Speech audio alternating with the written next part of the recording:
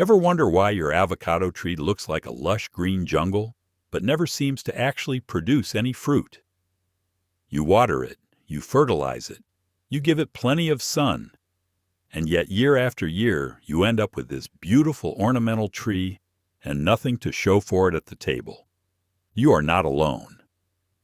This is one of the most common frustrations I hear from gardeners, and in this video I'm going to walk you through the complete process of growing avocados for maximum fruit production, not just maximum leaves.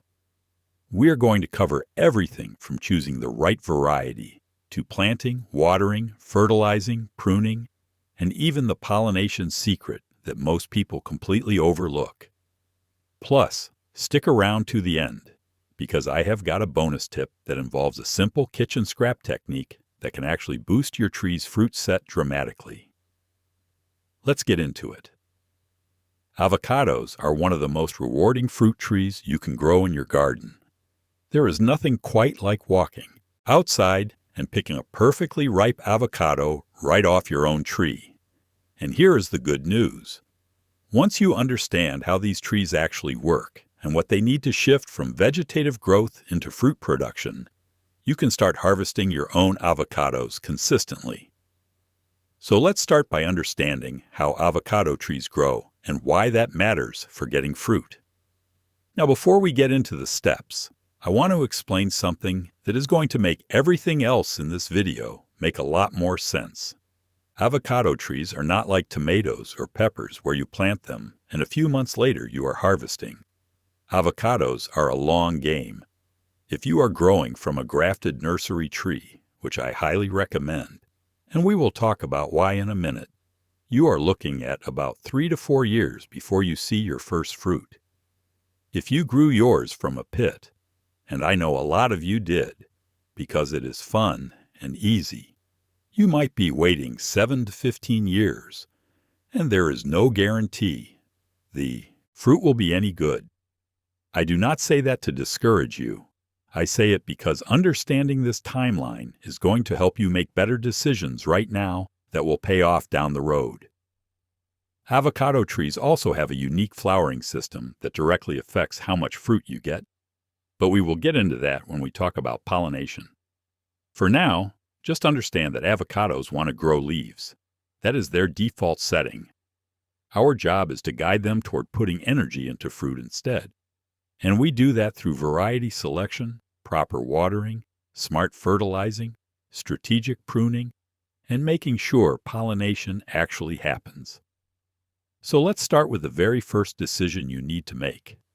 Choosing the right variety is probably the single most important decision you will make. And it is also where a lot of people go wrong right from the start.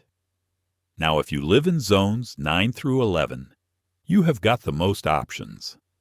That is where avocados really thrive. If you are in zone 8, or even the warmer parts of zone 7, you can still grow avocados, but you need to be very selective about cold-hardy varieties. The most common variety you will see is the Hass, and for good reason. Hass avocados have that rich, creamy texture and nutty flavor that most people think of when they think of avocados. They are a type A flowering variety, which is going to matter when we talk about pollination. Hass does well in zones 9 through 11 and can handle temperatures down to about 28 degrees Fahrenheit for short periods once established. If you are in a cooler area, look at varieties like Mexicola or Bacon. Mexicola is incredibly cold-hardy, handling temperatures down to about 18 degrees Fahrenheit, which is remarkable for an avocado. The fruit is smaller with a thin, edible skin and a more intense flavor. Bacon is another cold-tolerant option that can handle the low 20s and produces medium-sized fruit with a milder taste. Now here is something really important. You want to buy a grafted tree from a reputable nursery, not grow one from a pit. I know. Growing an avocado from a pit is one of those classic gardening projects. I have done it myself plenty of times. But here is the reality. A pit-grown avocado is a genetic gamble. It will not be true to the parent fruit, and it can take over a decade to produce anything if it ever does. A grafted tree, on the other hand, is cloned from a proven producer. You know exactly what kind of fruit you are going to get, and you will get it years sooner. The extra $30 to $50 you spend on a quality grafted tree is going to save you years of waiting and wondering. One more thing on variety selection. Pay attention to tree size. Some avocado varieties can grow 40 feet tall or more if left unpruned. If you have limited space or want to keep your tree manageable for harvesting, look for dwarf or semi-dwarf varieties like Little Cado or Wurtz, which stay in the 8 to 10 foot range. You can also keep standard varieties smaller through pruning, which we will cover later.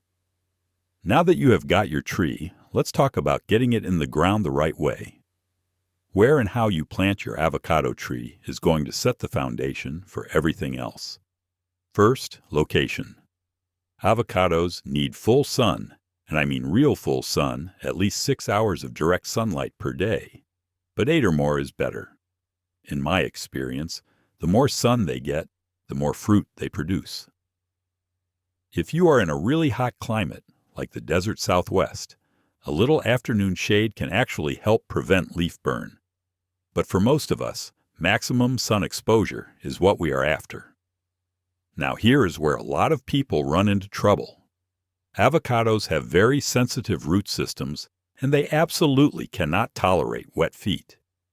If your soil stays soggy after a rain, your avocado tree is going to struggle and eventually die from root rot. This is probably the #1 killer of backyard avocado trees. You need well-draining soil, and I cannot stress this enough.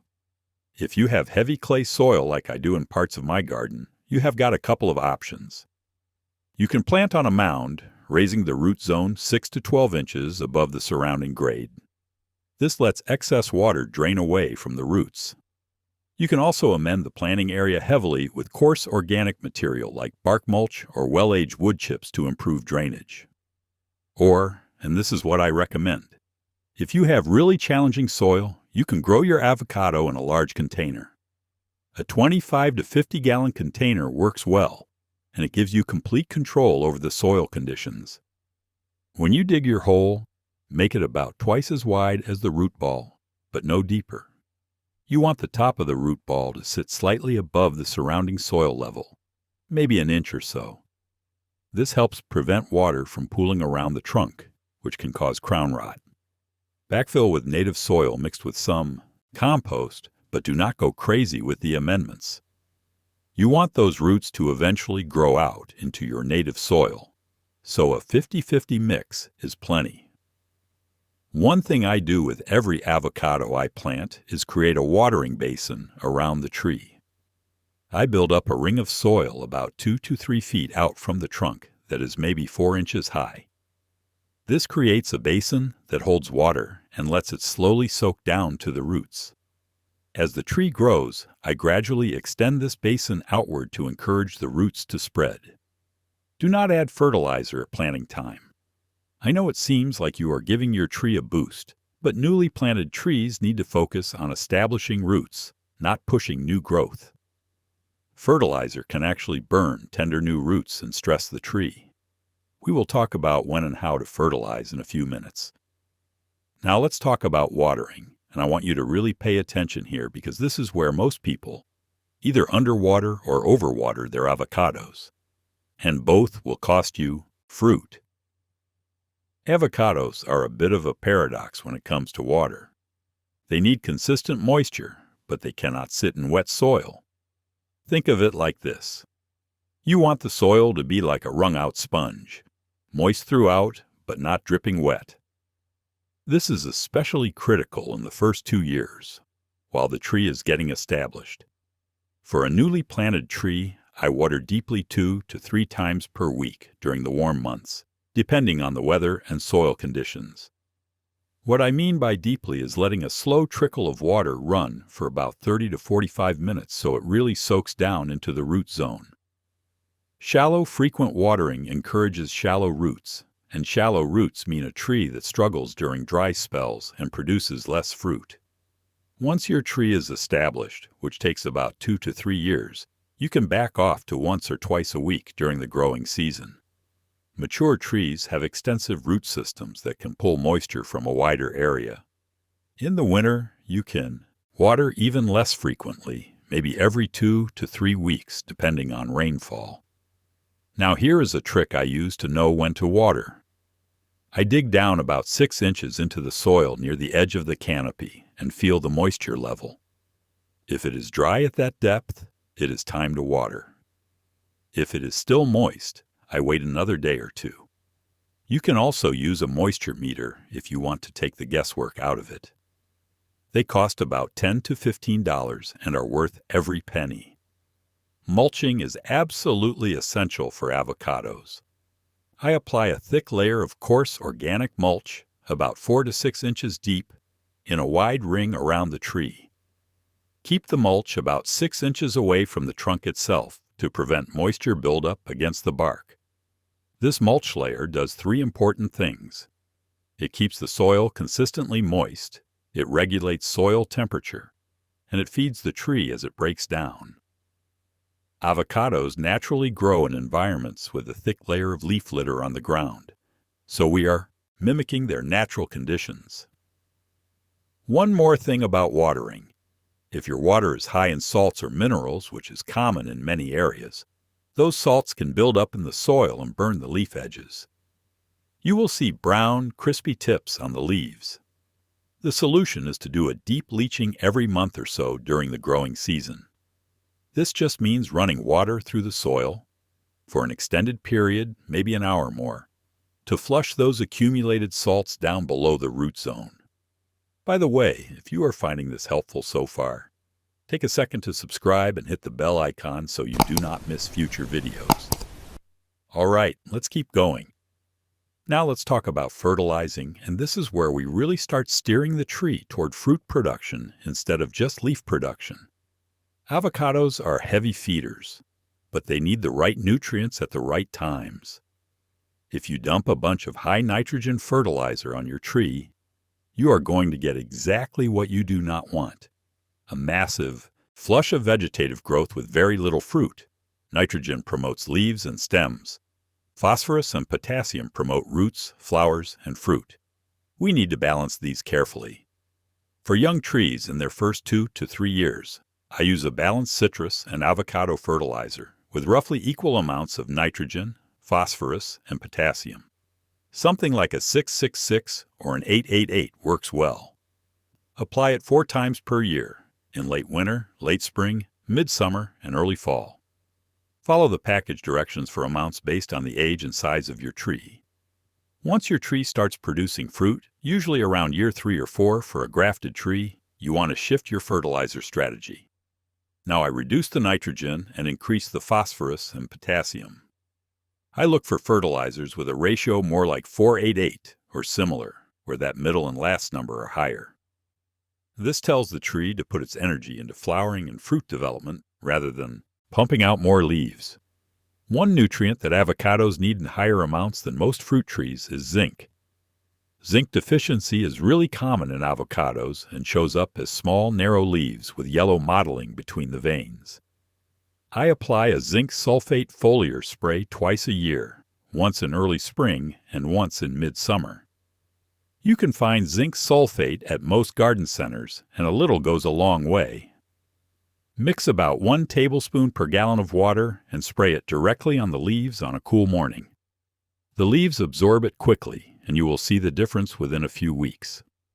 I also like to add a layer of well-aged compost around my avocado trees once or twice a year.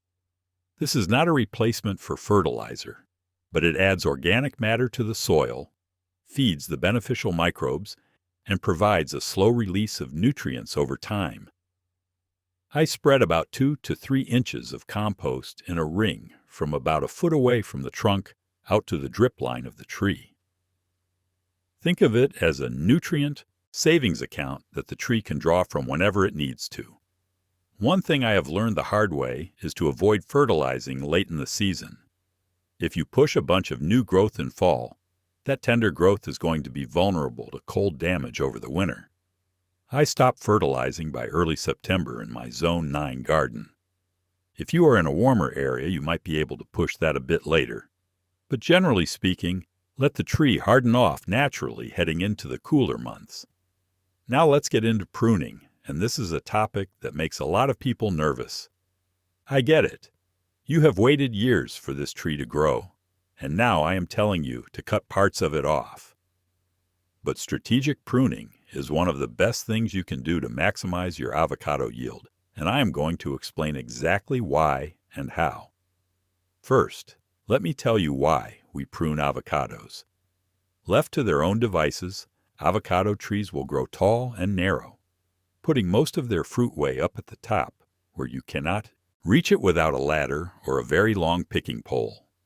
The interior of the tree becomes shaded and unproductive, and you end up with a tree that is difficult to manage and harvest. By pruning, we keep the tree at a manageable height, encourage branching that opens up the canopy to light and air, and redirect the tree's energy into fruit production at a level where we can actually reach it. The best time to prune avocados is in late winter or early spring, just before the new growth flush begins. This gives the tree the whole growing season to recover and fill in. Avoid pruning in fall or early winter because the cuts leave the tree vulnerable to cold damage. Here is my approach. For young trees in their first few years, I focus on shaping. I want to create a strong, open framework of 3 to 4 main scaffold branches, coming off the trunk at different heights and angles. I remove any branches that are crossing, rubbing, or growing straight up or straight down. I also remove any suckers that pop up from the base of the tree or from the rootstock below the graft union. Once the tree is established and producing fruit, my pruning goals shift. Now I am focused on keeping the tree at a height I can manage, which for me is about 12 to 15 feet. Every year I take the top of the tree down to my target height. This seems aggressive, but avocados respond really well to this kind of heading cut. They will push out new growth below the cut, and that new growth will flower and fruit. I also thin out the interior of the canopy to let light penetrate. Avocados flower and fruit on the previous year's growth, so you want sunlight reaching those interior branches. Remove any dead or dying wood, any branches that are growing back toward the center of the tree, and any weak, spindly growth that is not going to support fruit anyway. One thing I want to mention is that avocados have what we call alternate bearing tendency. This means they tend to produce a heavy crop one year and a lighter crop the next. Pruning can actually help moderate this cycle. After a heavy fruit year, I prune a bit more aggressively to reduce the number of potential flowering sites. This helps the tree put more energy into fewer fruit, which often results in better quality and a more consistent crop year to year. Do not be afraid to prune. I have seen people let their avocado trees grow 30 feet tall because they were scared to cut them.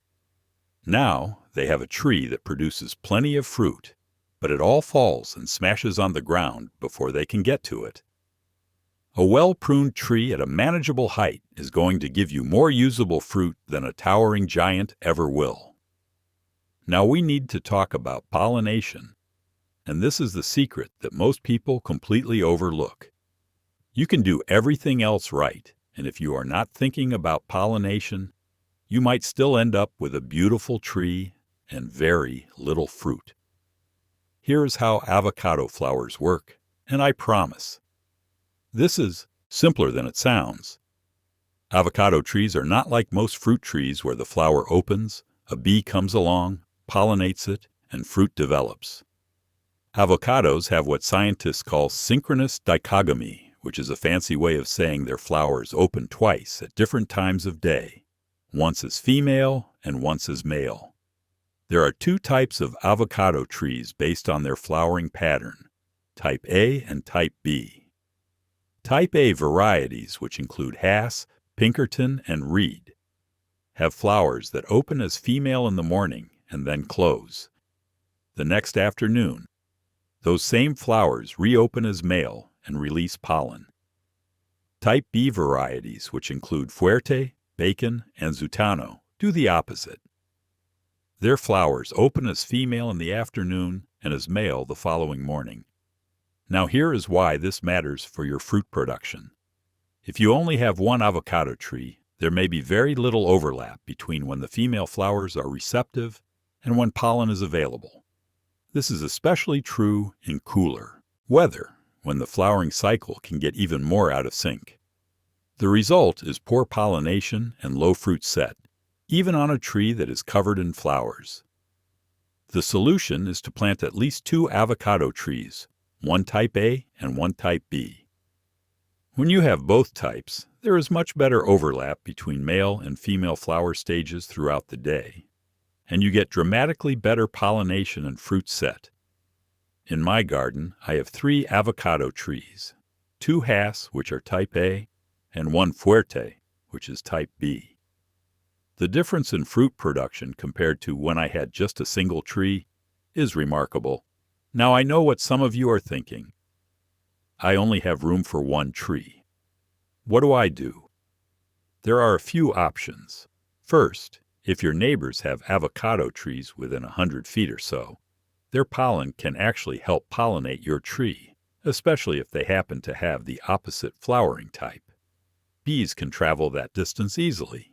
Second, you can graft a branch of the opposite type onto your existing tree.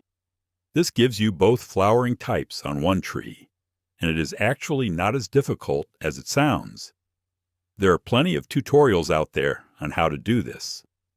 Third, you can hand pollinate by collecting pollen from the male phase flowers and transferring it to the female phase flowers using a small brush.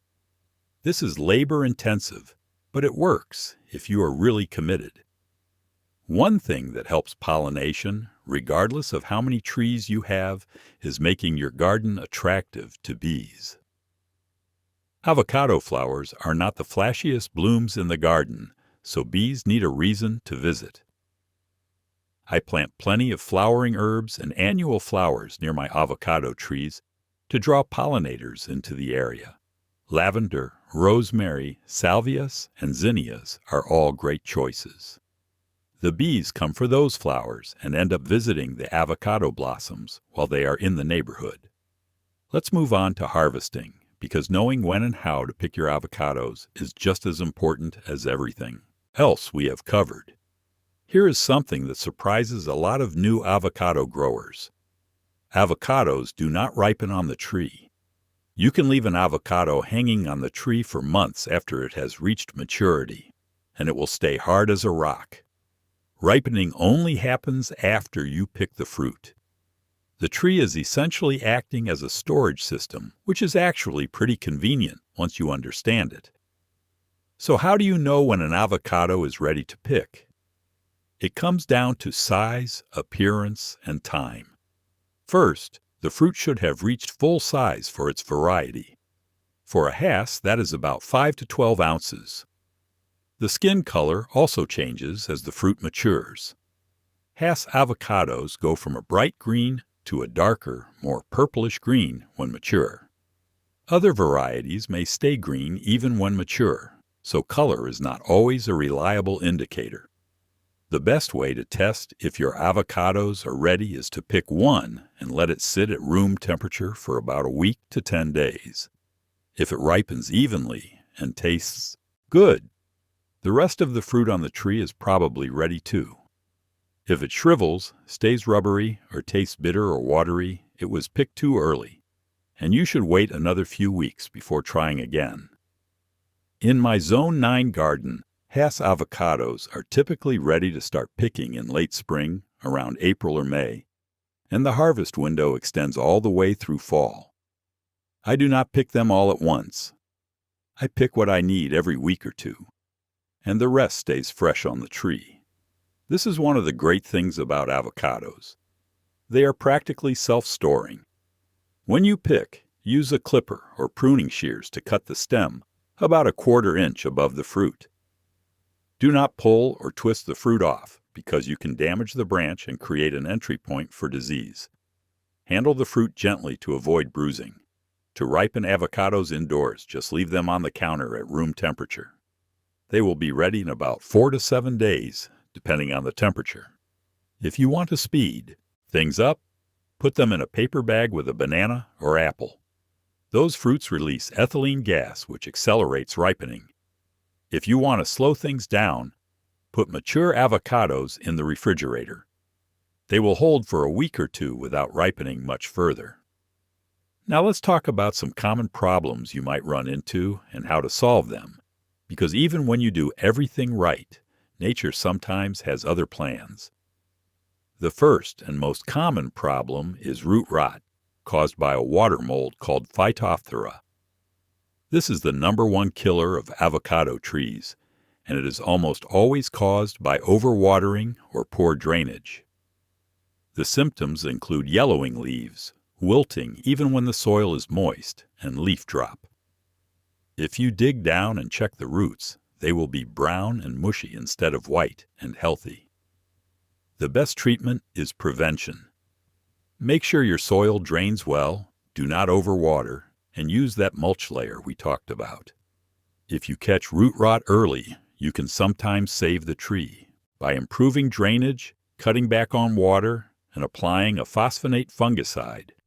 But honestly, prevention is much more effective than treatment.